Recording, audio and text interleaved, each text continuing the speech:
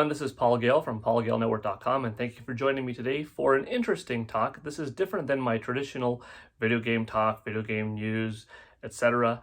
This is also not exactly one of my media centerpieces where I go into the world of movies or comic books, trailers that I'm looking forward to something. This is martial arts related, but not what you think of, not my martial arts tutorial that you typically see on my YouTube channel. This is actually an interesting perspective on season 3 of Cobra Kai. Fantastic, right? We saw great character development with Johnny Lawrence's character, Miguel overcoming what happened to him at the end of season 2, Daniel LaRusso evolving as a character, going back to Okinawa, seeing characters from the past, from Karate Kid 2 and so forth, some really evildoerness from Kreese, his backstory. So what's there to complain about, right? From a development point, it did a lot to carry in from seasons 1 and 2 and really look forward to something special in season 4. You know, it's all on the line there. What's going to happen? Is Team Miyagi-Do and Eagle Fang Karate going to go away? If Team Cobra Kai wins, what about Johnny Lawrence's son? Is he stuck with Kreese forever? Is something bad going to happen? All of those things are on the top of your mind. Flashback sequences, you know, old girlfriends from, 20 years past coming back into the lives of these characters that we are really enjoying for the last few seasons. So what's there to complain about? Well, I have something interesting to bring to this perspective, a different perspective, I should say. I have a friend, and he doesn't need to be mentioned by name, but he's an educated person. He's a 50-year-old gentleman, graduate from UCLA, and you might think, well, what's the hook here? What makes this person have an interesting perspective? And that's because he has cerebral palsy. Cerebral palsy is a really tough one when it comes to muscle relaxation, the lack thereof, not having the best fine motor skills. Dexterity is a problem. Walking without crutches, in this case, Canadian crutches that you strap onto your arms and your wrists and you walk around, is almost impossible. Different levels of cerebral palsy affect people differently. Some can walk with a little bit of a challenge. Some have more fine or less fine grip strength. Some need crutches to walk, and some are, confounded to a wheelchair with the inability. This friend of mine is a UCLA graduate, like I mentioned, holds a steady job, is a teacher, and is a great friend, big video game fan, big fan of Marvel and DC. We go to plenty of UCLA games together, talk about all things pop culture, Nintendo, Star Wars, what's going on in the world of video games. What are certain likes and dislikes of different movies, what superhero movies are better than not, battles of PlayStation talk versus Nintendo talk, and which IPs remain supreme, superhero pros and cons. Like, you name it, as normal of an interaction that I normally have with all of you, that's what this friend is to me. Go to plenty of UCLA games together, go to comic book shops together, watch movies together, etc., you name it. So what's the perspective here that's different on Cobra Kai? Well, we're talking about the season, and his takeaway was, it sucks. And I said, what are you thinking? What are you talking about? It sucks. Like, what about all of these positive attributes, which are the ones that I mentioned to you earlier, right? That I was brought up at the discussion at the start of this video. And he says, they hate handicaps. They hate cripples. I was like, well, is that because Miguel overcame, his disabled position that he was in, where he was confined to a wheelchair, couldn't move his legs? And it says, yes. But then he explained it to me further in just how deep into it did he take things. And let me explain to you, so maybe you could see from his perspective what's kind of off here. He said, the very scene where Johnny Lawrence and Miguel are tossing the wheelchair in the trash can, tossing the crutches in the trash can, kind of dehumanizes you as a fan, because the world doesn't really see you as a minority when you're handicapped, when you're disabled, when you have a disability. It sees you almost as a a hindrance, an inconvenience. You get treated differently, sometimes, treated with obvious care from some people opening the doors and so forth, and some like, oh, I got to deal with this guy here. How difficult is it going to be for me to do my normal job with the inconvenience of this person? Because it's not just like an older person that I could deal with, it's someone that, they got this. And you have some insensitive people like that. And he saw the whole thing and how it was handled as insensitive. The very music that was being played during this scene when Johnny and Miguel were, I want to be somebody, I want to be somebody. And it was this uplifting, cheerful music that was promoting being somebody, as if, so to be disabled, you can't be somebody? They couldn't have written it as Miguel's stuck with this, you know what I mean? He's disabled for life. He's confined to a wheelchair, which in most cases, if you have such a traumatic injury in the real world, is it possible for you to overcome and full on walk again and do karate like you normally were, or full level of athleticism?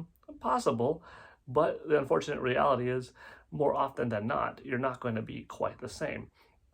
So from my friend's perspective, the show had an opportunity, he thought, to reach out to a different audience, to perhaps the handicapped audience, the disabled audience that has some type of disability, that are still fans of Karate Kid, that think, wow, now there's a character that can represent us. Miguel is in a wheelchair, but maybe it's wheelchair karate. Maybe they take the show into a different route, and he continues to train, but he's training and he's doing his katas and punches and strikes and stuff like that in a chair. What kind of message of empowerment would that show, that anybody could do karate? I'm a professor of kinesiology. I teach Taekwondo and I teach karate at the university level. I'm also a sensei at my own dojo where I teach karate and Taekwondo, Jiu-Jitsu, Muay Thai, and in general, MMA training. We have wrestling and so forth. So I'm both a sensei as a profession from the dojo perspective and a university professor where, for a living, from an educated level, this is how I teach. And one of the things about karate is adaptability. During this time of pandemic, karate has never been more adaptable. We have to teach online. We have to teach via Zoom, and that is the pure definition of making karate adaptable for everyone. My friend, we began our relationship 13 years ago, back in 2008, as a client. And I worked with him in getting stronger and having more flexibility. And we went over karate. And we went over karate of, well, how am I supposed to teach karate in a wheelchair? And over the years, I've taught many people, many clients, karate, martial arts, strength and self-defense, from a personal training perspective of how do I adapt this art that I love into making it work. And if you look online, you can see many videos of pure passion, people, that are of shorter nature, little people, folks that truly just don't have limbs, unfortunately, folks that were disabled from a motorcycle accident or maybe just born with. And you can see a lot of empowering videos.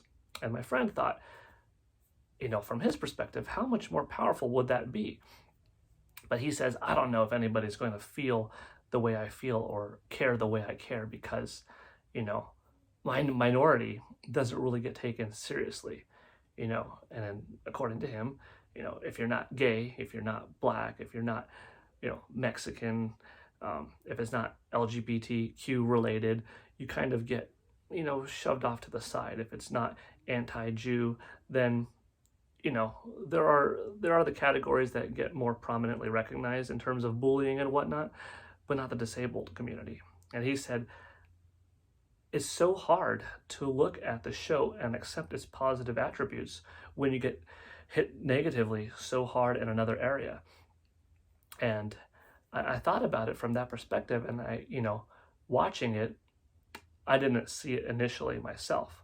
I see it for all of those other positive things. Oh man, it's got good music, good fight scene choreography, nice throwback characters and whatnot. But, from that perspective, I could see it from the film point of view of empowerment. I want to be somebody. I want to, throw away this that doesn't hold me back.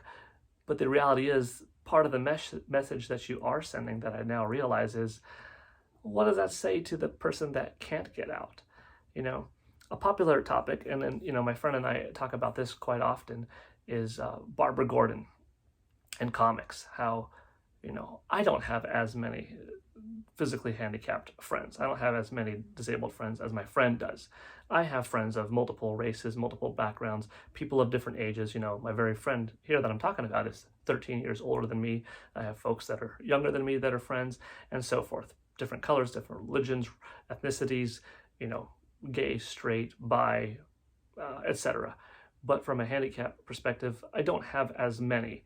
I have a few outside of this one friend, but he has more. He's in a bigger network of disabled folks being part of his friends. And of course he has, you know, regular able-bodied individuals and different ethnicities as well that he has, you know, friendships with. But he has a greater perspective on what is his fellow man, what is his fellow woman, you know, brother, sister, figuratively speaking, think. And he says, yeah, the community kind of agrees on that, but not many want to share the word because they don't want to come off as just complaining and stuff like that. And that's why I'm making this video, because I don't think it's just complaining. If you speak your points and you speak your perspective on something, maybe you will have a little bit of change. Maybe, you know, you don't have a rider on your team that's disabled, so it never became a topic of, well, I don't know if that sends the best message. Maybe we do something like this. So going back to the Barbara Gordon topic, you know, he has this talk within his community of friends and has shared it with me, so now I'm sharing it with you. Barbara Gordon, badass character, Batgirl, right? Trained for years under Bruce Wayne and helped him out in the comics, eventually got paralyzed from the Joker, you know, shot to the spine.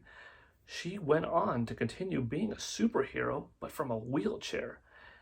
Paralyzed, but still highly influential in the world of DC Comics, of the DC universe. And what that did for the character and what that did for the, you know, handicapped disabled community was awesome. A lot of them looked at that and said, that character represents me. That shows that I can't do all these things. I can't fly off of buildings, and I'm not strong, and I can't ever throw a batarang and this, but I could use my mind. I could still be a superhero. So whether you were a male or a female, you kind of identified at Barbara Gordon. And he said that talk, that shift about Barbara Gordon now regaining her ability to walk again and become Batgirl again, was kind of like, thanks to New 52 and, you know, things that happened afterwards, sort of diminished the earlier positive things. It's like, well, there goes just one more character.